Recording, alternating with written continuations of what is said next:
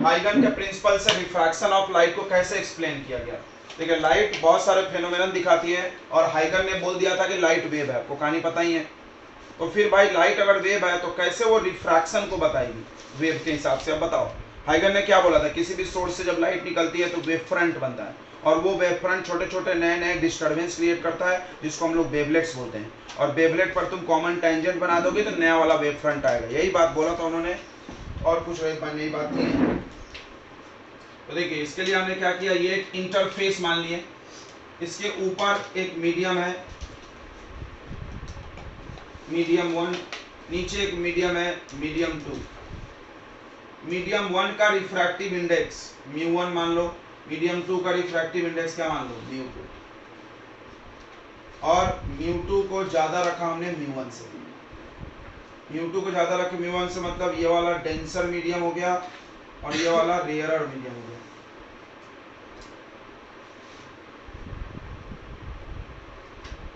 अब यहाँ पर कोई वेव फ्रंट इंसिडेंट हुआ, देखिए आप एक वेव फ्रंट बना लीजिए, प्लेन वेव फ्रंट, किसी भी टाइम पर ये वेव फ्रंट आके इंसिडेंट हो गया। अब इससे लाइट रे हम बना ले रहे हैं। लाइट रे वेव फ्रंट से कैसे बनता है, परपेंडिकुलर, सबको पता है कि नहीं पता है। ये लाइट रे है और ये प्लेन वेव फ्रंट है इंसिडेंट वाला, इसका नाम आपने दे दिया ए बी। देखिए कल हम ए बी और ए डैश बी डैश दिए थे, आप ए बी और सी डी भी दे सकते थे। तो क्या हुआ है, किसी भी टाइम टी पर किसी भी वक्त एक वेव फ्रंट, प्लेन वाला wave front, plane wave front, आप स्फेरिकल भी ले सकते हो, हम लोग प्लेन पे जल्दी समझते हैं, समझ में आ जाता है। एक प्लेन वेव फ्रंट इंसिडेंट हुआ है, ठीक है। अब हम लोग इसमें एंगल ऑफ इंसिडेंस खोज लेंगे।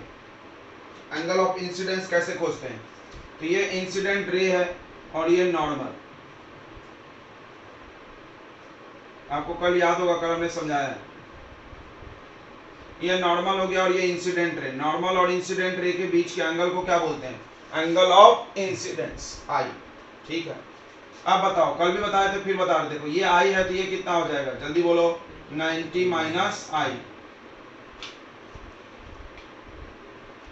और ये वाला आई हो जाएगा, राइट। तो डायरेक्ट भी तुम बोल सकते हो कि एक वेव फ्रंट आई एंगल से इंसिडेंट हुआ, चलो जाने तो, डायरेक्ट नहीं बोलते हैं। तो आपका ये जो ए बी है बच्चों, वो A B incident wave front है, यहाँ लिख देते हैं ए बी है इंसिडेंट वेव फ्रंट। अब उसके बाद हाइगन प्रिंसिपल सोचिए, हाइगन ने क्या बोला था कि वेव फ्रंट का हर पॉइंट से एक नया डिस्टर्बेंस निकलता है जिसको वेवलेट बोलते हैं। अब ए से भी डिस्टर्बेंस निकलेगा, बी से भी। अब ए का डिस्टर्बेंस इस सेकंड मीडियम में आएगा, इधर आएगा, बिकॉज कल मिरर पढ़ते तो वापस चल जाता था, लेकिन अब तो आएगा। बट एक प्रॉब्लम है कि ये डेंसर मीडियम में, डेंसर मीडियम में लाइट स्लो चलती है, यानी वेव फ्रंट भी स्लो चलेगा। हाँ, तो याद है ना, वेव फ्रंट और वेवलेट का स्पीड वही होगा जो वेव का स्पीड होता है। तो लाइट वेव डेंसर मीडियम में स्लो चलती है, तो उससे निकलने वाली वेवलेट्स भी क्या होगी, स्लो ही चलेगी भाई, ठीक है। यहां लिख दो आप इस बात को। Now secondary wavelet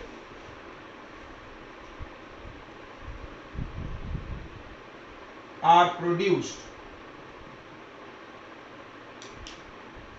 from AB, from each point of AB.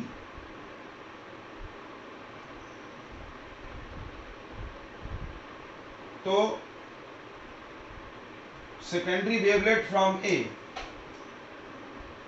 secondary wavelet from A से secondary wavelet travel in denser medium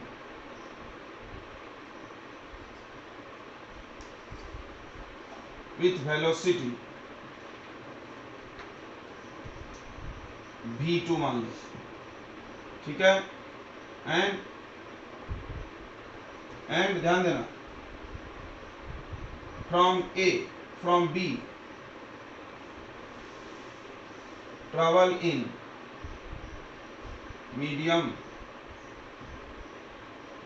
rarer medium,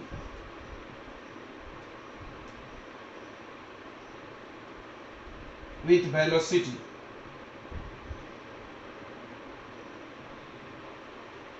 V1 और V2 बड़ा है V1 से, ये ध्यान रखना है। सॉरी V1 बड़ा है V2 से, मतलब कि मीडियम की ये वाला वेव फ्रंट यहाँ से जो निकलेगा वेवलेट वो तेज स्लो चलेगा और ये वाला तेज चलेगा। थोड़ा फील करना, मान लो ये हवा है, ये पानी है, तो पानी में लाइट स्पीड सेम तो नहीं चलता ना, स्लो चलता है। और यहाँ से तो हवा में है ना, यहाँ तक हम कहाँ से कहाँ तक का टाइम लेते हैं, यहाँ से यहाँ तक जितने देर में पहुंचा हम देखेंगे यहाँ से यहाँ वाला कितने देर हो गया। हाँ ये देखते हैं ना, कल भी किए थे भाई। बी से जो गोला बना उसको यहाँ आने में मान लो 2 सेकंड लगा, तो हम देखेंगे ये 2 सेकंड में कहाँ गया, उसके बाद कॉमन टेंजेंट बनाते हैं। हाँ याद है, ध्यान से समझेंगे इस बात को कि ए से निकलने वाला वेवलेट स्लो चलेगा और बी से निकलने वाला वेवलेट कैसा चलेगा, फास्ट चलेगा, बिकॉज वो रेयर मीडियम में और रेयर में स्पीड ज्यादा होती है। एकदम इसको हिंदी में लिख सकते थे समझने के लिए कि ए से निकलने वाला वेवलेट स्लो चलेगा, ऐसे लिख लो तुम, ए से निकलने वाला वेवलेट स्लो चलेगा और बी से निकलने वाला फास्ट चलेगा। तो मान लो लेट एट टाइम टी पर बी से निकलने वाला, हिंदी में लिख लिया मैं, निकलने वाला वेवलेट कहां पर पहुंच गया, यहां पर, यहां पहुंच गया, इसका नाम बी डैश दे दें। बी से निकलने वाला वेवलेट बी डैश तक पहुंचने में टी टाइम लगाता है, टी टाइम लगाता है विथ वेलोसिटी, कितने वेलोसिटी से, v1। देन आप बताइए बी डैश की दूरी कितनी हो जाएगी, ये हो जाएगी यहां से चला है t टाइम लगा है, अब v1 स्पीड से चला है तो डिस्टेंस इक्वल टू क्या हो जाएगा, वेलोसिटी इंटू टाइम, यानी v1 इंटू टी। बोलिए आया नहीं आया। इतने ही देर में इन द सेम टाइम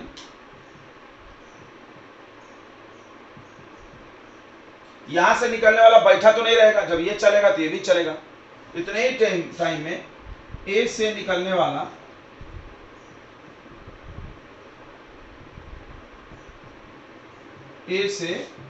वाला wavelet medium 2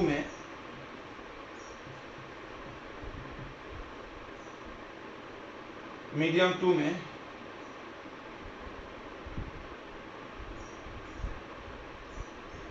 laser distance, laser यानी कम डिस्टेंस ट्रैवल करेगा।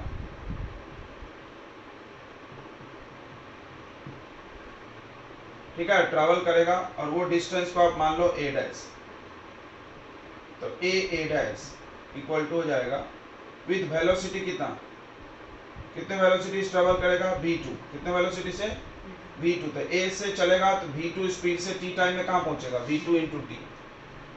तो अब आप क्या करोगे, यहां से आर्क बनाओगे, v2 इंटू टी का गोला बना लोगे और उस पर कॉमन टेंजेंट बनाएंगे कि नहीं बनाएंगे। यहाँ एक आर्क बना लीजिए और यहाँ एक आर्क। अब एक काम करो, आप इसको v2 इंटू टी दूरी थोड़ा चला दो, थोड़ा कम ही चलाना, तो ये ज्यादा चलना चाहिए और ये कम चलना चाहिए, ये बात क्लियर है ना।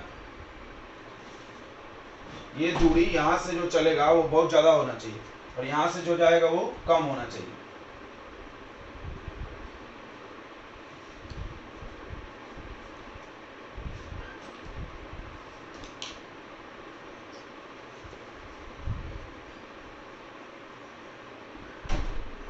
ये हो गया बच्चों,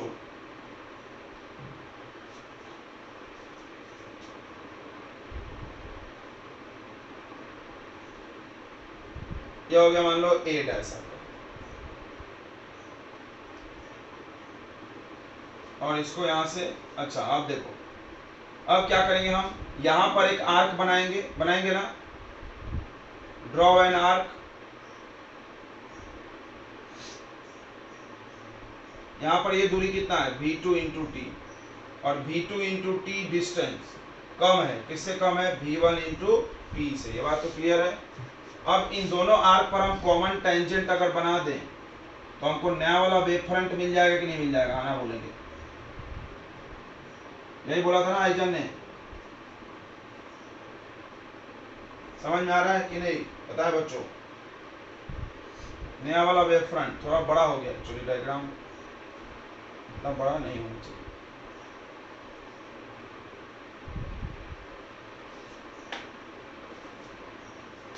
डायग्राम हम थोड़ा अच्छे से बना लेते हैं। आपको कहानी समझ में आ गया ना, कहानी समझाने के चक्कर में डायग्राम थोड़ा गड़बड़ बन गया, क्योंकि देखो इतना बड़ा वेव फ्रंट है तो यहाँ भी इतना बड़ा ही बनना चाहिए, तो हमने इसको यहाँ ला लेना था।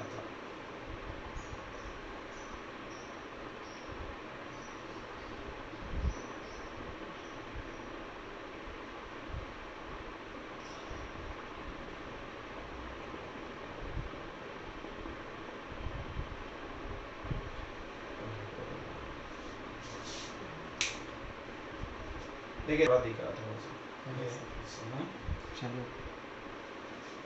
चलिए तो ये डायग्राम है बच्चों, डायग्राम बना ले अच्छे से, समझ लें। देखिए ये वाला और ये वाला सेम है, हाँ साइज सेम होना चाहिए फ्रंट का, थोड़ा बड़ा छोटा हो गया तो आप ध्यान देना। देखिए ये लाइट रे आया, 2 लाइट रे आ रहा है और इसका ये वेव फ्रंट है। वेव फ्रंट लाइट रे के साथ कितना एंगल बनाता है 90, देखो 90 बना दिया हमने। ये तो आपको समझा दिया था हमने कि आई एंगल ऑफ इंसिडेंस है, फिर ये 90 माइनस आर है, फिर ये आई हो जाएगा। अब समझो यहाँ पूरी कहानी हम लिख दिए कि B से वेवलेट चल के B डैश पर आएगा, मान लो t टाइम में, तो ये डिस्टेंस हो जाएगा v1 इंटू टी। उतने ही देर में A रुका थोड़ी रहेगा, A से भी वेवलेट निकलेगा और वो चल के आएगा v2 इंटू टी, और ये दूरी इससे कम होगी, मतलब ये ज्यादा होगी और ये कम होगी। क्यों कम होगी बताओ? क्योंकि यहाँ से लाइट जो इधर आ रहा है वो स्लो चलेगा, v2 कम है, ये डेंसर मीडियम है और डेंसर में लाइट स्लो चलता है, यहाँ लिखा भी होगा। लेसर डिस्टेंस ट्रेवल करेगा विद वेलोसिटी v2, ये डिस्टेंस कम है। अब आपको ये दिख रहा होगा। और उसके बाद हम क्या करेंगे, एक आर्क ड्रॉ करेंगे, ड्रॉ एन आर्क,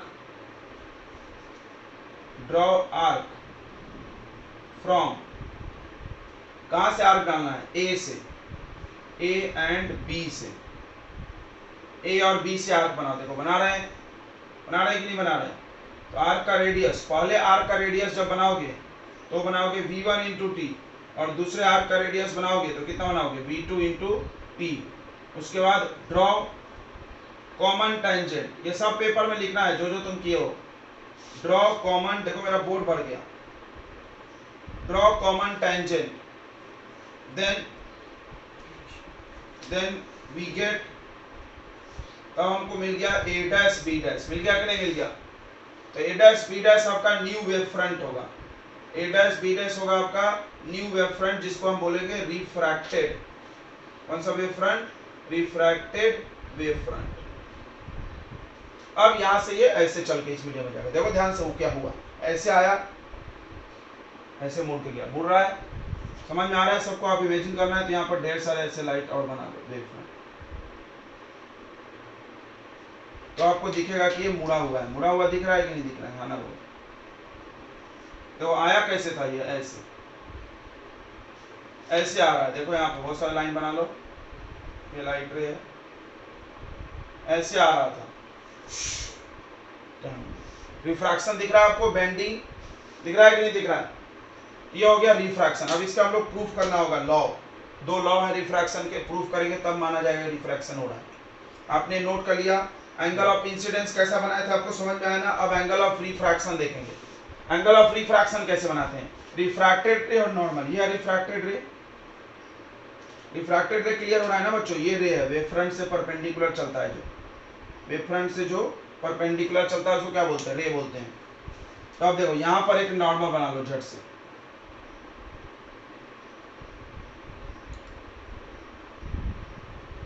बहुत अच्छा, ये नॉर्मल बना लिया आपने। अब देखिए इसको बोलेंगे R, angle of refraction, angle between normal and refracted ray, clear है। ये वाला कितना बचेगा रे, 90 माइनस आर, तो ये अंदर वाला कितना होगा आर, क्लियर हो गया। ये रिफ्रैक्टेड वेव फ्रंट जितना एंगल बना रहा है उसको एंगल ऑफ रिफ्रैक्शन। पूरी बातें क्लियर हो गई। अब हम इसको मिटाने वाले हैं बच्चों और प्रूफ करेंगे लॉ ऑफ रिफ्रैक्शन। याद है आपको, तो ये कहानी आपको लिखना ही है पेपर में, इसके बिना मार्क फुल नहीं मिलेगा आपको। कहानी जरूर लिखना, हम अच्छे से लिखा दिया हमने। तब हम लोग प्रूफ करेंगे लॉ ऑफ रिफ्रैक्शन। तो लॉ ऑफ रिफ्रैक्शन प्रूफ करने के लिए क्या करना है अपने को, तो स्नेल्स लॉ लगाना है। क्या लगाना है? Snell's law. याद होगा आपको, sine I by sine R आना चाहिए, mu two by mu two one आना चाहिए कि नहीं। तो दो बातें आपको क्लियर हो गई होगी कि सबसे पहला इंसिडेंट वेव फ्रंट कौन सा है, ए बी। ए बी क्या है आपका, कितना आना चाहिए, इंसिडेंट वेव फ्रंट। फिर आता है ए डैश बी डैश, ये कौन सा वेव फ्रंट है, रिफ्रैक्टेड। फिर बात करते हैं एंगल ऑफ इंसिडेंस की, ये एंगल को बोलेंगे ए, कल भी मिला था ए, सॉरी ये नहीं, B A B dash, B A B dash equal to angle of incidence I, और एंगल ऑफ रिफ्रैक्शन ये वाला A B dash A dash, A B dash A dash. अगर आपको डैश से प्रॉब्लम हो तो आप यहाँ सी डी लिख सकते हो, ए बी डैश आर। अब हम लोग को वैल्यू निकालना है साइन आई का। चलिए साइन आई बताइए, कोई भी बता देगा यहाँ से ट्रायंगल में देख के क्या आएगा। साइन आई बताइए, V1 T अपॉन, समझ रहा है, थीटा। अच्छा ये 90 है, समझ रहा है ना, 90 के सामने ये हाइपोटेनस हो गया ना, क्लियर है ना।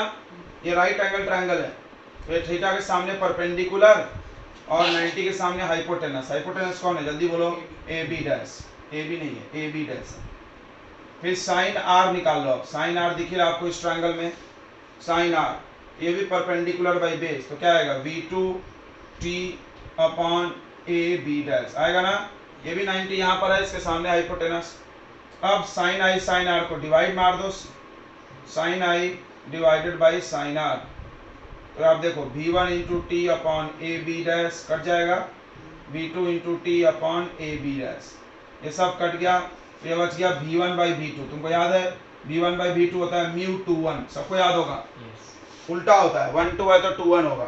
तो दिस इज स्नेल्स लॉ, या this is law of refraction. तो this is law of refraction, ये लॉ ऑफ रिफ्रैक्शन प्रूफ हो गया, और बहुत आसान लग रहा होगा, कुछ भारी नहीं है। देखो पिछला वाला भी बहुत आसान था और ये भी बहुत ही ज्यादा आसान है बच्चों, बहुत बहुत बहुत ज्यादा। अब हम लोग को एक प्रूफ करना होगा कि सब एक प्लेन में है। तो उसका डायलॉग क्या था, कल याद है, हम लोग देखते थे कि पेपर पे कौन कौन परपेंडिकुलर है। थोड़ा ध्यान देंगे फिर से इंसिडेंट वेव फ्रंट, देखो ये ऐसा है परपेंडिकुलर टू द बोर्ड, ये मीडियम जो बांट रहा है वो भी परपेंडिकुलर टू द बोर्ड, ये नॉर्मल है अपना, और ये रिफ्रैक्टेड, ये भी सब परपेंडिकुलर है, सब बोर्ड के परपेंडिकुलर। ये देखो दो लोग आपस में परपेंडिकुलर, इसका मतलब ये दोनों एक ही प्लेन में है ना। तो आप इसको भी ये लिखेंगे, देखो ए बी यानी incident wave front, incident wave front, फिर ए डैश बी डैश यानी रिफ्रैक्टेड वेव फ्रंट, एंड ये बाउंड्री, इसको बाउंड्री बोलेंगे, मिरर मत बोला, बाउंड्री ए बी डैश, ठीक है, all are perpendicular to the plane of paper. आप पेपर लिखेगा क्योंकि आप पेपर में लिख रहे हो, पेपर में भी पेपर में लिखना है, नहीं, plane of paper, so all lie in the same plane, all lie in the same plane. ये हो गया, कहानी खत्म। इस तरह से हाइगन्स प्रिंसिपल से हमने आपको रिफ्रैक्शन प्रूफ कर दिया। एक छोटा सा क्वेश्चन लेके आते हैं, मजेदार, बता देना, नोट करें बच्चों। ये इंसिडेंट वेव फ्रंट है, देख लीजिए, प्लेन वेव फ्रंट 45 से इंसिडेंट हुआ है, ये दो मीडियम है, इसका रिफ्रैक्टेड वेव फ्रंट कौन सा होगा। देखो तो सबसे पहली गलती बच्चे क्या करते हैं, वो ऐसे सोचते हैं कि ऐसे आया और ऐसे चला गया, तो वो ये वाला ऑप्शन मारते हैं, तो जो कि गलत है, ये बिल्कुल नहीं होगा। क्यों नहीं होगा, आप अपने कॉपी में डायग्राम देखिए, हम आपको अभी पढ़ाए थे। देखो एक्चुअली ये वेव फ्रंट आया ऐसे था, याद करिए, ऐसे आया था, ए से डिस्टर्बेंस चल के यहाँ गया तो बी से यहाँ पर आ गया था, तो अगला वेव फ्रंट यहाँ आया था, फिर ये ऐसे गया था, याद आ रहा है। देखिए ऐसे गया था कि आपने पढ़ा, अब भी जस्ट पढ़े हो, तो मतलब यहाँ पर आप ये रे मिटा दो, रे दिया नहीं यहाँ पर। अब आप देखिए, लेट्स सी, ये ऐसा होना चाहिए, मतलब ये ऐसे के बाद ऐसा, तो मेरा ऑप्शन ये और ये में से कोई होना चाहिए, ये तो बिल्कुल नहीं होना चाहिए। आप पहली बात एलिमिनेशन टेक्निक भी याद रखें पेपर की, ये दोनों बिल्कुल नहीं होना चाहिए। क्लियर हो गया? क्लियर हो गया ये बात कि नहीं हुआ? आप दिमाग में कैसे सोचोगे हम बताते। देखो कि जितने देर में ए से चल के यहाँ पर आओगे उतने देर में यहाँ से यहाँ आएगा, तो जब ये वाला वेव यहाँ पहुंचेगा तब तक यहाँ चला आएगा, तो ये ऐसा कुछ बनेगा। हाँ क्लियर है? हाँ बोलो। अब हम तुक्का मारना सिखाते। देखो सबसे पहला चीज देखो आप, रेयर से डेंसर। ये रेयर से कौन सा मीडियम में आ रहा? डेंसर। क्लियर है ना? √2 ज्यादा होता है 1 से, तो रेयर से डेंसर आएगा तो टुवर्ड्स द नॉर्मल बोलेगा। थोड़ा ध्यान लगाना भाई, थोड़ा ध्यान लगाना मेरी बातों पे। एक लाइट रे आया है, कुछ एंगल से आया है, मान लो 45 से आया है, 45 से, ये यही आई होता है, याद है ना, सरफेस के साथ भी। तो अब ये टुवर्ड्स द नॉर्मल मिलेगा, तो एंगल 45 से कम आएगा कि ज्यादा आएगा? गेस। 45 से कम आएगा कि ज्यादा आएगा? जल्दी बोलो। मजा आया कि नहीं आया? मजा आएगा कि नहीं आया? C answer right, C answer right. अब सवाल है कि सर मान लीजिए 2 को कम दे देता तो 30 और 20 दे देता, तो अगला आपका क्वेश्चन होना चाहिए, सर हमको तो आपने तुक्का मारना सिखा दिया, बना के नहीं दिखा। अगर ऑप्शन ऐसा रहता तब तो तुम फंस गए रहते, बिकॉज हमको नहीं पता यार 30 भी कम है 20 भी कम है, दोनों में से कुछ भी हो सकता। तो लेट्स सी सॉल्व कैसे करेंगे। बट हमने आपको बताया कि पहले अगर ऑप्शन ऐसा रहे तो हम डायरेक्ट बना देंगे, बिना सॉल्व किए हम बता देंगे आंसर। ओके, अब हम लोग सॉल्व भी करना सीखेंगे, ठीक है बच्चों, क्योंकि हम ऑप्शन बदल दिए हैं, अब 2 को कम है तो ये 2 नहीं होगा। ये क्लियर हो गया ना आपको? अब देखिए सॉल्व कैसे करेंगे, बहुत आसान है। स्नेल्स लॉ लगा देंगे। स्नेल्स लॉ कैसे लगाते हैं? तो आपको पता करना है एंगल ऑफ रिफ्रैक्शन। सबको याद है कि वेव फ्रंट जितने एंगल से गिरता है उसको आई बोलते हैं, अभी पढ़े हो, और वेव फ्रंट जितने एंगल से जा रहा है उसको आर बोलते हैं। याद है? डायग्राम देख लो आप कॉपी में। तो हम स्नेल्स लॉ लगाएंगे। स्नेल्स लॉ क्या बोलता है? ऐसा μ1 * sin i, याद है? बहुत आसान होता है। मीडियम इंटू एंगल, याद है कि नहीं? और उसके बाद μ2 * sin r, याद ही होगा। तो ये देखो, ये रिफ्रैक्टिव इंडेक्स, ये एंगल, तो 1 * sin 45, फिर ये रिफ्रैक्टिव इंडेक्स √2 * sin r, तो sin 45 का value 1/√2 equal to √2 * sin r। बहुत अच्छे, √2 इधर चलाएगा तो √2 * √2 कितना आ जाएगा? 1/2। 1/2 sin थीटा में कितने डिग्री का वैल्यू होता है? कोई बता सकता है? sin 30 equal to sin r। sin cut गया, r का वैल्यू 30 डिग्री से। तो अब आपको क्लियर हो गया, ये आंसर होगा। ओके चलो गुड। तो बच्चों हाइगन्स प्रिंसिपल हो गया समाप्त, और छोटा सा 2 पॉइंट है लिमिटेशन का, इसको बस आप लिख लें और कुछ मत करें जल्दी से, इसमें कुछ समझने वाला नहीं है। देखो, he do not explain the polarisation of light. इन्होंने सारे फेनोमेनन बताए। देखो, रिफ्लेक्शन बताएं, रिफ्रैक्शन बताएं। तुम बोलोगे सर इंटरफेरेंस डिफ्रैक्शन कहाँ बताएं? भाई तो वो ऑलरेडी वेव बोल रहे हैं, वो बोल रहे हैं लाइट वेव है, और वेव के कारण वो दिखाता है इंटरफेरेंस डिफ्रैक्शन, तो वो तो होगा ही, ओबे हो जाएगा। अभी हम लोग पढ़ेंगे इसके बाद। उसके बाद इन्होंने मान लिया था, आपको याद होगा, हम आपको एक कहानी बताए थे, ये वेव फ्रंट है और यहाँ से वेवलेट बना, ऐसे याद आ रहा है? कल पढ़ाए। तो सामने में टेंजेंट बनाओगे तो नया वेव फ्रंट मिलेगा, पीछे नहीं। पीछे का एनर्जी 0 होता था, इंटेंसिटी 0। बट इसका इन्होंने कारण नहीं बताया, तो उसको लिमिटेशन लिखा है। He assume that amplitude of secondary wavelet is maximum in forward direction. उन्होंने बोला कि एम्पलीट्यूड मैक्सिमम होता है फॉरवर्ड में, एंड 0 इन बैकवर्ड, पीछे की तरफ कोई एम्पलीट्यूड नहीं होता, नहीं पीछे वेव फ्रंट नहीं बनेगा, विदाउट गिविंग प्रॉपर एक्सप्लेनेशन, बिना एक्सप्लेनेशन के। ये 2 लिमिटेशन है। इसके बाद हम लोग पढ़ रहे हैं बच्चों इंटरफेरेंस क्या होता है और वो कैसे बनता है। देखिए अगला फेनोमेनन है बच्चों इंटरफेरेंस। एक्चुअली इंटरफेरेंस को आप ऐसे समझ सकते हो, मिक्सिंग। जब ये साउंड वाउंड में बहुत कॉमन होता है, जैसे मान लो यहाँ से एक साउंड सोर्स चला और यहाँ से एक साउंड सोर्स चला, दोनों मिक्स हो जाता है आपस में, साथ में जाते हैं। ठीक है, हम आपको एक दूसरा एग्जांपल देते हैं। आप पानी देखे होगे, पानी में आप एक पत्थर मारो और तुरंत दूसरा पत्थर मारो, तो आप क्या देखोगे? पहले पत्थर से ऐसे वेव बन के चल रहा था, दूसरा पत्थर भी वेव बनाया ऐसा बड़ा, ये वेव और ये वेव एक दूसरे में जुड़ जाएंगे और वेव और बड़ा हो जाएगा। क्लियर हुआ? समझ में आ रहा है कि नहीं? देखो, एक छोटा वेव और एक बड़ा वेव, दोनों एक ही तरफ जा रहे हैं, तो ये क्या होगा? ये इस पे चढ़ जाएगा, ये इसको मिल जाएगा इसके साथ, और दोनों मिलकर क्या हो जाएंगे? ऐसे बड़ा वेव बन जाएंगे। हो रहा है इंटरफेरेंस। ये होता है मिक्सिंग, 2 वेव का मिक्स होना। या आप एक और एग्जांपल हम आपको बताते हैं, आप घर पे कर सकते हो। एक रस्सी ले लो, एक रस्सी ले लो और 2 लड़के पकड़ लो। अब आप देखो क्या होगा, एक लड़का इधर से ऐसे झटकेगा और एक इधर से भी, ध्यान देना, तो ऐसे ऐसे वेव बना, दूसरा भी इधर झटकेगा, ऐसे ऐसे वेव बना, बीच में आके वेव खत्म हो जाता है। ध्यान दिए, खत्म। अच्छा, उसके बाद क्या होगा? एक को बोलो तो धीरे झटक, एक को बोलो तो धीरे से हिला, तो उससे धीरे वेव बनेंगे। एक को बोलो तो जम से हिला, तो जो जंप से हिलाएगा उसका वेव इसको रोक के आगे भी बढ़ेगा। समझ में आ रहा है? इधर से जो वेव आ रहा है उसको काटने के बाद इधर गया, माइनस करने के बाद, ये सब इंटरफेरेंस हो रहा है। यही सेम कांड लाइट के साथ भी होता है। जब आप 2 या 2 से ज़्यादा लाइट सोर्स अगर डाल दो, उसके बहुत स्ट्रिक्ट कंडीशंस है कैसा कैसा लाइट सोर्स चाहिए, तो आप ध्यान दोगे इंटरफेरेंस बन रहा है। तो कैसे बनता है इंटरफेरेंस, क्या होता है, यही समझना हम लोग को। चलो तो देखते हैं डेफिनेशन क्या बोलता है इंटरफेरेंस का। इंटरफेरेंस का डेफिनेशन है, इंटरफेरेंस का बच्चों डेफिनेशन है कि when two light waves, देखो यहाँ पे लाइट को वेव्स बोल दिया हमने, टू लाइट रे मत बोल देना, of nearly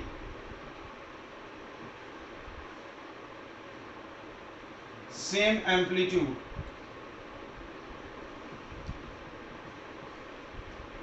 and same frequency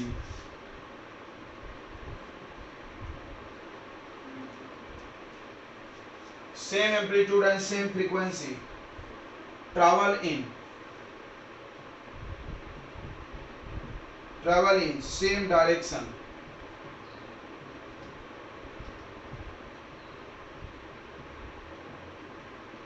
then they get superposed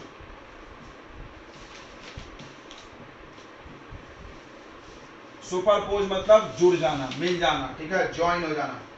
superpose and different intensities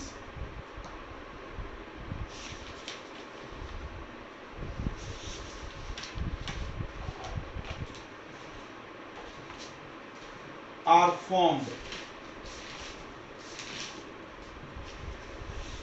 formed at different points.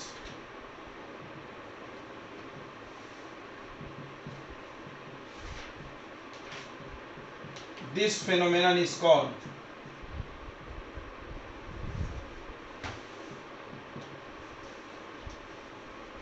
interference.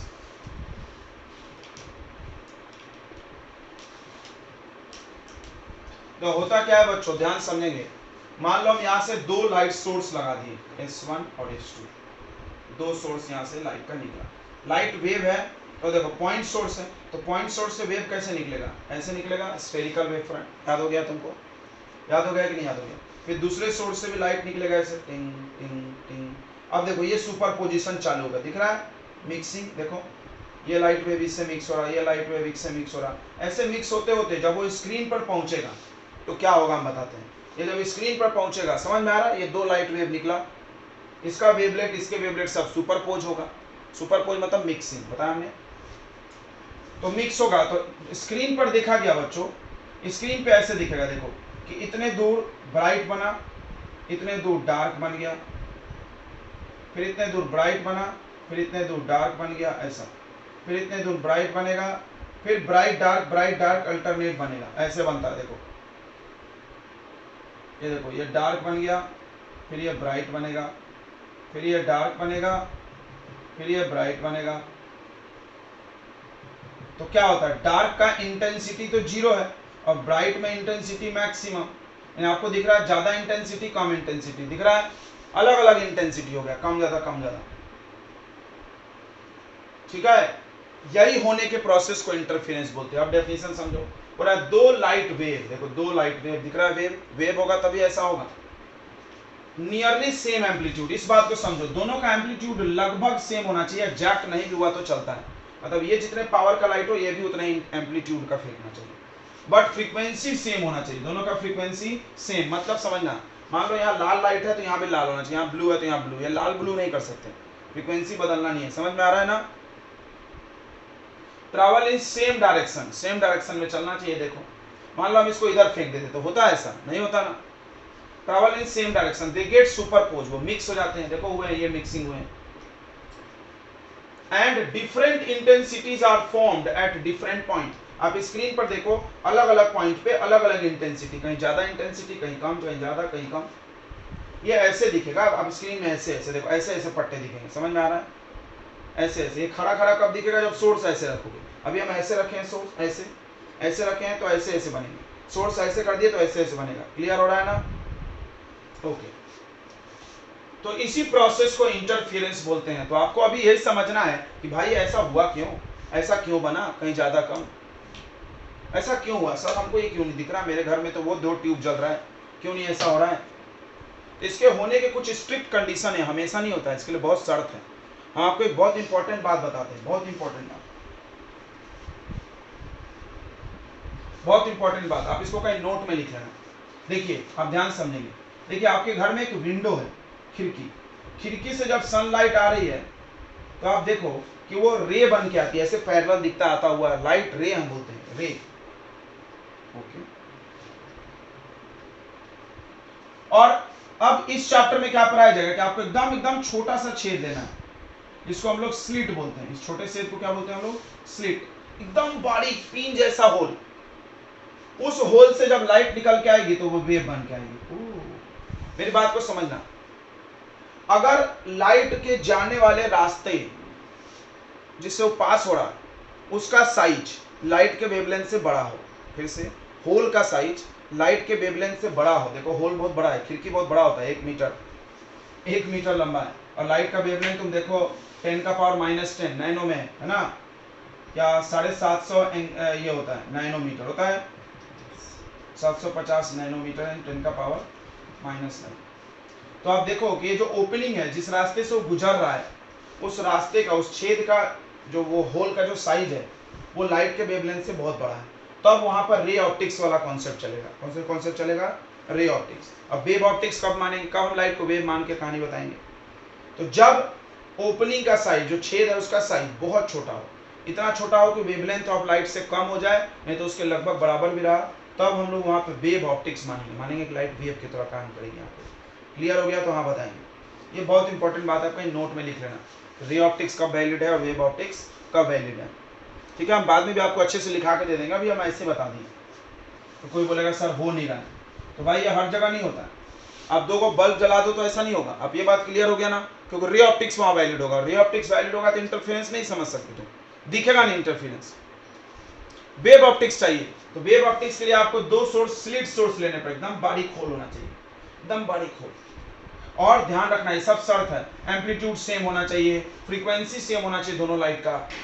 तब अगर तुम ऐसा किए तब स्क्रीन पर आपको ब्राइट डार्क दिखेगा, अल्टरनेट यानी इंटरफेरेंस होता हुआ दिखेगा। ये बात क्लियर हो गई।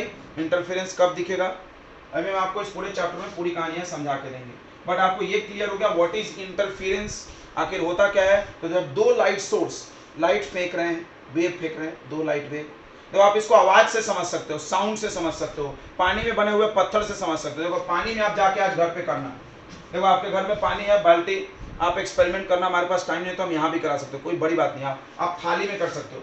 आप यहाँ पर पानी में क्या करो, 2 जगह ऐसा हाथ में पेन ले लो हल्का सा, और 2 जगह पानी में टच करो एक साथ, डंग डंग डंग डंग डंग डंग डंग, तो दोनों से वेव बनेगा और आपको दिखेगा, आपको ऐसे ही दिखेगा जैसा हम बना रहे हैं। देखो ये ऐसे जा रहा है एक वेव, और दूसरा वेव आप उसके बगल में ऐसे करोगे, ये देखो ये मिक्स हो रहा है, ये मिक्स हो रहा है, दिख रहा है।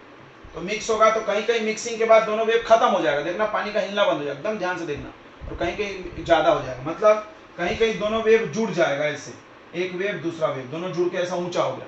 कहीं कहीं क्या हो गया, एक वेव सीधा और एक वेव उल्टा पड़ गया, क्रिस्ट के सामने ट्रॉप पड़ गया। वेव तो सबको समझता है ना बच्चों, क्या do you know about the wave, this is wave, transverse wave, crest, trough, ठीक है। तो मान लो पहले वेव का क्रिस्ट और दूसरे वेव का भी क्रिस्ट पड़ा तो ऐड हो जाएगा। अच्छा, पहले वेव का क्रिस्ट दूसरे वेव का ट्रॉप पड़ गया सामने, ये ऐसे ऊपर जा रहा तो ये नीचे जा रहा है, तो कट जाएगा। आप घर जाके इसको जरूर करें आज, आप एक बड़ा सा बकेट ले ले, कुछ भी ले ले, में पानी रख ले, स्थिर कर दे पानी को, उसके बाद आप 2 जगह एकदम हल्का हल्का, छप छप मत मार देना, धीरे धीरे धीरे धीरे एकदम धीरे धीरे टच करना, just touch, then you will see this type of interference pattern is forming, ये इंटरफेरेंस बन रहा है। क्लियर हो गया आपको, आई होप आप थोड़ा सा कनेक्ट कर पा रहे होंगे।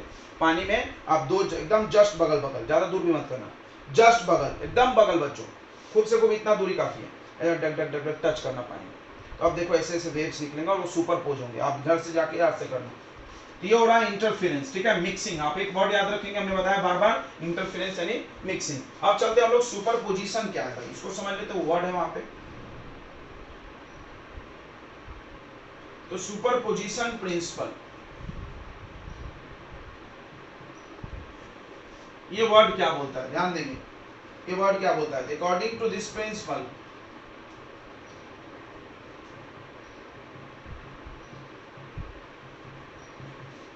इस प्रिंसिपल के हिसाब से at a particular point,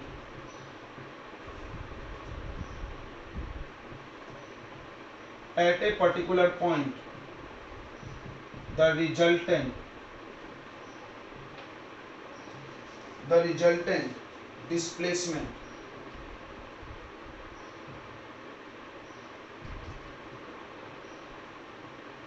produced by a number of waves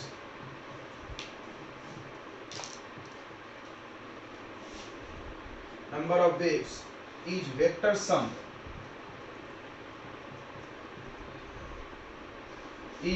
sum of the displacement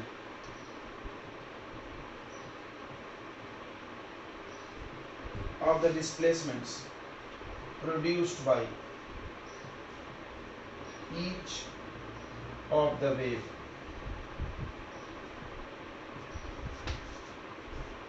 समझना इसको क्या हो रहा है? जैसे आपके पास कोई मीडियम है, मान लो पानी है, उसमें 2-3 वेव चल रहा है। देखो ये पहला वेव, फिर ये दूसरा वेव भी पानी में चल रहा है। तो पहला वेव ने का डिस्प्लेसमेंट समझता है एम्पलीट्यूड y1 है, मान लो वो पानी को y1 ऊपर उठाता है। दूसरा वेव जब बनता है y2, और मान लो इस दोनों वेव को हम एक साथ डाल दें, जैसा कि अभी हम सुपरपोजिशन में कर रहे हैं, तो क्या होगा? ये y1 उठाया, दूसरा y2 उठा सकता था, दोनों मिला करके कितना उठा देंगे? अगर ये दोनों वेव को हम जोड़ दें तो कितना हट जाएगा? Total y1 plus y2। But ये वेक्टर सम है। वेक्टर सम मतलब डायरेक्शन भी ध्यान रखना है। कैसे? मान लो पहले वेव ने पानी को ऊपर उठाया, समझना बच्चों, ये पानी है, आप इसको ऐसे भी समझ सकते हो, पानी है, यहाँ पर आप एक ये रख दो, क्या बोलते जो पानी में तैरता है, थर्मोकोल, ठीक है, समझना मेरी बात को। अब आप पानी में थर्मोकोल रख दो और यहाँ पे ऐसा धीरे धीरे मारो, तो आप देखोगे यहाँ से वेव बन के जाएगा और ये थर्मोकोल को ऊपर उठा देगा कि नहीं? उठा देगा ना, हिल जाएगा वो। आप क्या करो, एक दूसरा वेव भी जनरेट करो, दो वेव जनरेट करो, ऐसा दोनों वेव जाना चाहिए। तो मान लो कि पहला वेव 2 सेंटीमीटर ऊपर उठाता है और दूसरा वेव 1 सेंटीमीटर, तो टोटल ये जो थर्मोकोल है कितना सेंटीमीटर ऊपर चला जाएगा? 3। समझ में आ रहा है? क्योंकि इसने 2 उठाया, उसने 1 उठाया, 3 उठा दिया। यही चीज ये बोल रहा है। अच्छा, कोई जरूरी नहीं ऊपर उठेगा, कटता भी है। मान लो एक का क्रिस्ट आया, दूसरे का ट्रॉफ आ गया, तो कटेगा। अभी हम आपको सिखाएंगे, इसलिए आप वेक्टर सम लिखा हुआ है। तो इन्होंने क्या बोला? यही बोला कि y equal to y1 plus y2 plus y3 plus dot dot dot dot. ये वेक्टर है, वेक्टर सम समझता है? ऐसे नहीं हो जाता है भाई, इसका रूल है, वेक्टर को जोड़ने का रूल है, a² b² 2ab cos theta, याद होगा 11th में पढ़े हो। इसी को हम लोग सुपरपोजिशन बोलते हैं। This is superposition principle.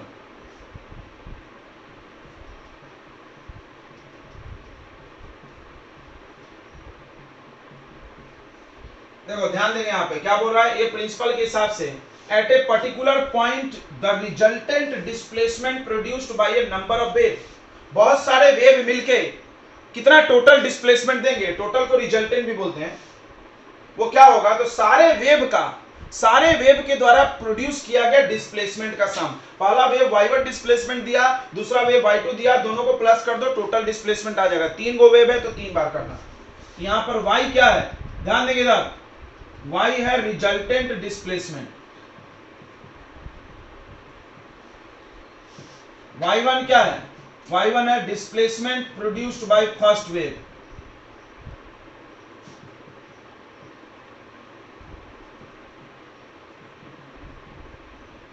और y2 क्या है?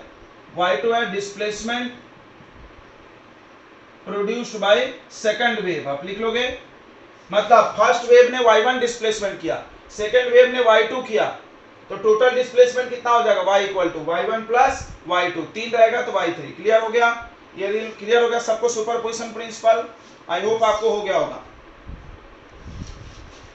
सुपरपोजिशन प्रिंसिपल आपको हर जगह लगता है जहां पर वेव है। वेव का कॉन्सेप्ट जहां भी साउंड वेव पढ़ो, कोई भी वेव पढ़ो, तो सुपरपोजिशन प्रिंसिपल लगता है। ध्यान रखेंगे आप, बहुत इंपॉर्टेंट है ये। जो सुपरपोज मतलब होता है टोटल करना, ले लीजिए स्क्रीनशॉट, मिलाना। ओके, तो चलिए अब हम लोग देखते हैं इंटरफेरेंस के दो टाइप, सभी लोग ध्यान देंगे, बहुत इंपॉर्टेंट है ये सब।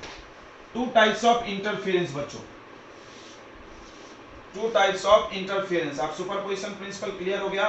कोई पूछे अगली बार तो आप डायरेक्ट फार्मूला बता दो, y equal to y1 vector plus y2 vector plus, मतलब सारे वेव के द्वारा डिस्प्लेसमेंट जो प्रोड्यूस करेंगे उसका वेक्टर सम। तो टू टाइप्स ऑफ इंटरफेरेंस होता है। इंटरफेरेंस दो टाइप का होता है, सुपरपोजिशन दो टाइप का होता है। पहला होता है कंस्ट्रक्टिव,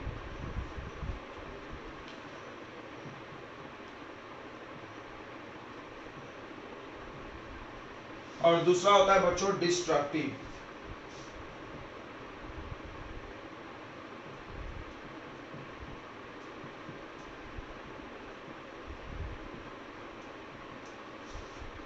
ये कंस्ट्रक्टिव इंटरफेरेंस कब होता है आपको समझाते हैं, जैसे आप इसको समझेंगे, बहुत इंपॉर्टेंट है ये। देखिए ये एक वेव है जो चल रहा है अपना मीडियम में, कोई भी, इसके द्वारा जो डिस्प्लेसमेंट प्रोड्यूस किया जा रहा है वो y1 है। डिस्प्लेसमेंट समझता है ना, जब वेव चलती है किसी भी मीडियम से तो पार्टिकल को डिस्प्लेस करती है। आप सोचो वो थर्मोकॉल, थर्मोकॉल सोचना, वेव गई तो थर्मोकॉल को डिस्प्लेस की, ऊपर नीचे हुआ डिस्प्लेसमेंट। समझ में आ रहा, फील हो रहा है डिस्प्लेसमेंट। पहला वेव डिस्प्लेसमेंट y1 देता है, उसी समय उसी वक्त हम उसी मीडियम में एक और वेव डाल दिए, एक और वेव डाल दिए, दो वेव। दूसरा वेव इससे बड़ा पावर का था तो वो डिस्प्लेसमेंट y2 देता है। अब क्या देख रहे हो कि दोनों वेव का फ्रीक्वेंसी सेम है। फ्रीक्वेंसी समझता है, number of oscillation in 1 second. देखो ये 1 सेकंड में मान लो 4 बार हिल रही है तो ये भी पहला वाला भी 4 बार, सेम फ्रीक्वेंसी है। हमने लिखा था same frequency, nearly same amplitude. हमने बोला था पूरा सेम नहीं होना चाहिए। देखो इसका एम्पलीट्यूड कम है, इसका एम्पलीट्यूड ज्यादा। एम्पलीट्यूड समझता है ना, ये जो सबसे ऊंचा वाला टीला है वो एम्पलीट्यूड है, हाइट। ओके, तो इसका एम्पलीट्यूड कम है, इसका एम्पलीट्यूड ज्यादा। तो मान लो ये वाला y2 डिस्प्लेसमेंट देता है, और मान लो हम दोनों एक ही टाइम पे मीडियम में डाल दिए, दोनों को हम एक ही टाइम पे मीडियम में डाल दिए, तो क्या होगा? दो अलग अलग थोड़ी दिखेंगे यार। आप सोचो कि दो वेव चल के आए और आप एक वो खड्डा रखे हो, वो थर्मोकॉल, तो दो बार ऊपर उठेगा वो दो बार कैसे उठेगा? तो क्या होगा? ये अभी हम समझा रहे थे कि मान लो पहला वेव अगर 1 सेंटीमीटर उठा सकती है और दूसरा 2, तो कितना उठ जाएगा डायरेक्ट? वो 3। क्लियर हुआ? यही चीज तो ये बता रहे हैं वो, सुपरपोजिशन प्रिंसिपल यही बता रहा है। क्या बता रहा है सुपरपोजिशन प्रिंसिपल? कि भाई आपका दोनों वेव जा रहा तो दोनों सेम एक ही तरफ है, तो हम y इक्वल टू क्या लिख देंगे? y1 plus y2। देखो हम वेक्टर नहीं लगा रहे, क्यों नहीं लगा रहे? बिकॉज आप वेक्टर के रूल पढ़े होंगे, अभी हम 11th में पढ़ा रहे हैं कि अगर दो वेक्टर सेम डायरेक्शन में हो तो डायरेक्ट उसको प्लस कर दिया जाता। मान लो इधर 5 न्यूटन और 7 न्यूटन, तो आंसर कितना आएगा? टोटल कितना आएगा? रिजल्टेंट जल्दी बोलो कितना आ जाएगा? 12 न्यूटन। डायरेक्ट प्लस कर दोगे ना, वेक्टर सम तो नहीं करोगे भाई, तो कर दिया हमने। वही चीज है, देखो मान लो ये y1 उठाया, दूसरे ने y2 उठाया, तो टोटल कितना उठेगा वेव? y1 में नहीं दिखेगा, y2 में नहीं, कितना उठेगा बताओ जल्दी बोलो, कितना उठेगा? बोल नहीं रहे सब। ये इतना आ जाएगा क्या?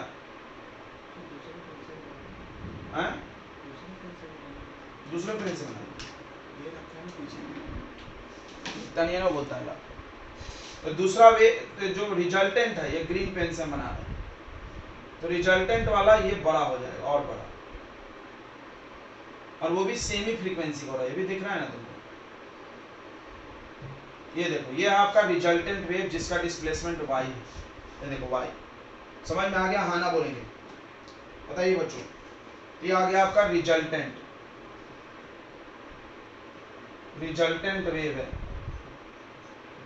मतलब आप एक ही टाइम पे दो गो वेव डाल दो मीडियम में, तो दो गो नहीं दिखेगा, एक को दिखेगा, दोनों प्लस हो जाएगा। अगर दोनों एक ही तरफ है तो प्लस होगा, और जब प्लस होगा तो बढ़ गया। कोई चीज बढ़ जाए तो उसको कंस्ट्रक्टिव बोलते हैं, इतना तो इंग्लिश सबको आता होगा। और डिस्ट्रक्ट मतलब नुकसान। नुकसान कब होगा? आप सोच लो, एक सीधा रहेगा एक उल्टा। तो कंस्ट्रक्टिव इंटरफेरेंस कब होगा? जब दोनों वेव एक ही तरफ हो, एक साथ क्रिस्ट आना चाहिए, दोनों का एक साथ ट्रॉफ आना चाहिए। देखो ये इसका क्रिस्ट, इसका क्रिस्ट, इसका ट्रॉफ मैच करेगा तो दोनों जुड़ेगा, फायदा होगा। नहीं मैच करेगा तो नुकसान हो जाएगा, कट जाएगा। ठीक है? तो क्या होता है कंस्ट्रक्टिव इंटरफेरेंस में? क्या होता है ध्यान से देखेंगे। फिर इसमें तो ट्रफ और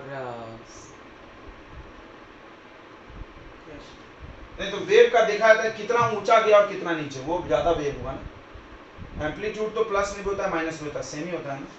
द फॉर्मेशन ऑफ, ध्यान सुनेंगे, the formation of maximum intensity. तो लाइट की बात हो रही है, इसीलिए लोग डिस्प्लेसमेंट के जगह पर इंटेंसिटी बोल रहे हैं।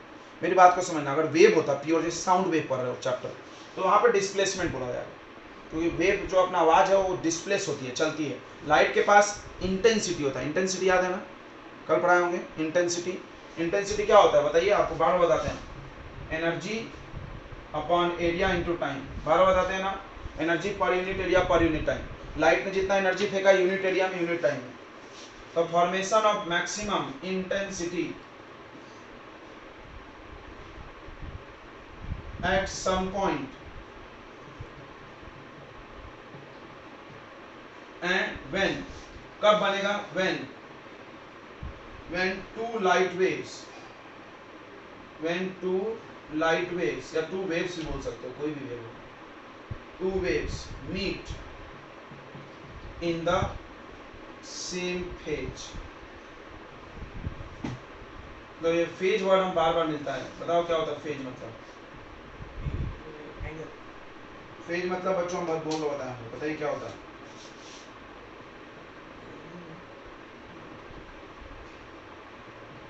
Angle is called constructive interference angle, ठीक है। दोनों सेम एंगल में मिलना चाहिए, देखो दोनों का ऊपर के ऊपर। तो ये y इक्वल टू, यहाँ पर हो रहा है y में, ये लिखा गया y equal to y1 plus y2। अब मेरे को एक बात बताओ कि अगर दो लाइट वेव, दो लाइट है डाले और दोनों का कंस्ट्रक्टिव हुआ मतलब जुड़ गया, तो वहां पे ब्राइटनेस बढ़ जाएगी कि घट जाएगी, बताओ गेस करो। भाई दो गो लाइट डाले, ये देखो ना, दो गो वेव डाले, सेम फेज में मिला, कंस्ट्रक्टिव इंटरफेरेंस, तो और ज्यादा ऊपर उठाओ। ये तो पानी वाले वेव की बात हो रही, लाइट में सोचो, लाइट भी तो वेव है, तो लाइट में भी ऐसा होता होगा। तो दो गो लाइट आप लिए ऐसी और दोनों में कंस्ट्रक्टिव हो गया, तो क्या होगा वहां पे, ब्राइटनेस बढ़ जाएगा कि घट जाएगा, बताइए। बढ़ जाएगा। तो हम लोग बोलते हैं कि कंस्ट्रक्टिव इंटरफेरेंस में, ध्यान सुनना,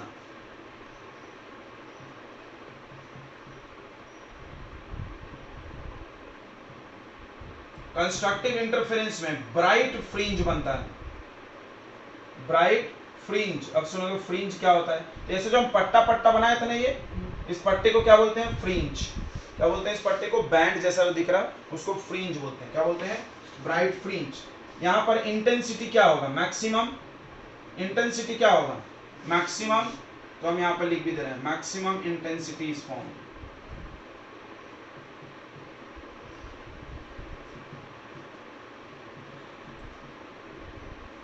मतलब समझेंगे, जैसे हमने दो लाइट वेव डाला और हमने देखा स्क्रीन पे कहीं ब्राइट डार्क बन रहा है, तो जहां पे ब्राइट बन रहा है हम बोलेंगे भाई यहाँ पर कंस्ट्रक्टिव इंटरफेरेंस हुआ है, हाँ। और जहां पे डार्क बन रहा है वहां बोलेंगे क्या हुआ है, डिस्ट्रक्टिव इंटरफेरेंस, क्योंकि कंस्ट्रक्टिव से ही ज्यादा इंटेंसिटी आता है, कंस्ट्रक्टिव से ही ब्राइट फ्रिंज बनता है। क्लियर हो गया, इतनी बातें आपको हम पूरी बातें और समझाएंगे, अभी तो बस हम लोग बस डेफिनेशन देख रहे हैं, नाम का मतलब समझ रहे हैं। अगला आते हैं डिस्ट्रक्टिव। आई होप आप डिस्ट्रक्टिव खुद से भी कर सकते हो, कर सकते कि नहीं कर सकते, बस हम डायग्राम बना के समझा देते हैं, आप लिख लेना सारे पॉइंट्स। लिख लोगे ना बच्चों, बिल्कुल लिख लेंगे आप। देखिए तो कंस्ट्रक्टिव और डिस्ट्रक्टिव, तो अब देखो इसमें एक ये वेव चल रहा था और दूसरा वेव अपोजिट फेज में आ गया, अपोजिट फेज, देखो यही हार्ट ऑफ द डेफिनेशन है। जैसे इसमें सेम फेज डेफिनेशन का, सेम फेज दोनों का क्रिस्ट एक तरफ, अपोजिट फेज मतलब ये देखो,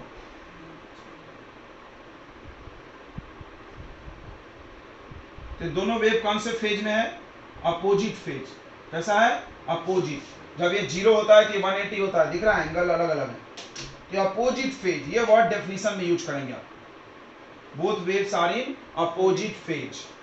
तो आप सोचो ये y1 ऊपर उठा सकता था और ये y2 को नीचे खींच दिया, लफड़ा हो गया। सोचो एक ने y1 ऊपर उठाना चाहा, दूसरे ने, एक ने 3 सेंटीमीटर ऊपर उठाना चाहा, एक ने 2 नीचे खींच दिया, तो आपका कितना उठेगा, एक ही उठेगा, कम हो जाएगा ना, नहीं कम हो जाएगा। सोचो सोचो आपका वो जो उस पे सोचना, वो रखे थे हम लोग थर्मोकॉल, पानी के 2 लहर आ रही है, एक उसको ऊपर उठाना चाहता है और उसी समय दूसरा आगे उसको नीचे खींचना चाहता है, तो क्या होगा, माइनस हो जाएगा। भाई ये 5 उठा सकता था, वो 3 उठा सकता था, तो उसके बाद वो माइनस हो जाएगा। तो बताइए रिजल्टेंट वाला कैसा आएगा? रिजल्टेंट वाला छोटा आएगा ना, y1 से भी छोटा और y2 से भी। किधर आएगा? जिधर ज्यादा है, ऊपर ज्यादा है, ऊपर ज्यादा है, तो ये रिजल्टेंट आएगा बहुत कम, 0 के बराबर है। अगर मान लो दोनों सेम रहता, मान लो ये 2 ऊपर उठा सकता और ये 2 नीचे खींचता, तो कितना उठता ऊपर? नहीं उठता, 0 0 हो जाता, राइट। तो हम 0 नहीं बना रहे बिकॉज आपको समझ में तो आना चाहिए। तो देखो ये फर्स्ट वेव है आपका, ये रिजल्टेंट वेव हो गया ग्रीन वाला, समझ में आ रहा है आपको? ये आपका सेकंड वेव हो गया, सेकंड वेव y2 उठा रहा है, फर्स्ट वेव आपका y1 उठा रहा है, तो ये आपका फाइनल वेव हो गया y वाला, y रिजल्टेंट डिस्प्लेसमेंट। रिजल्टेंट समझता है ना, टोटल। तो आप यहां से देख सकते हो कि y इक्वल टू क्या होगा? y1 minus y2। यही मतलब है बच्चों वेक्टर सम का। वेक्टर सम का यही मतलब है कि अगर सेम डायरेक्शन में रहे तो प्लस और अपोजिट में रहे तो माइनस। तो तुम बोलोगे सर आपने सुपरपोजिशन प्रिंसिपल में प्लस लिखा था। अरे पगला, हमने वेक्टर सम बोला था। वेक्टर सम का मतलब डायरेक्शन के हिसाब से प्लस माइनस करना है, वो सही। यहाँ देखो हम वेक्टर साइन नहीं लगा रहे। तो अब जब माइनस होगा, आप खुद से लिख लोगे ना, माइनस होगा तो डिस्ट्रक्टिव इंटरफेरेंस बोलेंगे। तो वहां पर क्या बनेगा? ब्राइट की डार्क, डार्क लाइट कम पहुंचेगा, इंटेंसिटी क्या हो जाएगा? मिनिमम। लिख लोगे यहाँ पर क्या लिखोगे? जैसे यहाँ लिखा है the formation of minimum intensity at some point when two light wave meet, अरे sorry meet in same phase की तरह क्या लिखोगे? अपोजिट। मतलब जब दो को लाइट वेव अपोजिट फेज में मिलता है तब क्या होता है? वहां पर डार्क बन जाता है, इसका लाइट इससे कट जाता है। क्लियर हो गया? क्लियर हो गया बच्चों? इसको हम लोग डिस्ट्रक्टिव इंटरफेरेंस बोलते हैं। ओके, तो कल हम लोग मैथमेटिकल कंडीशन डिराइव करेंगे।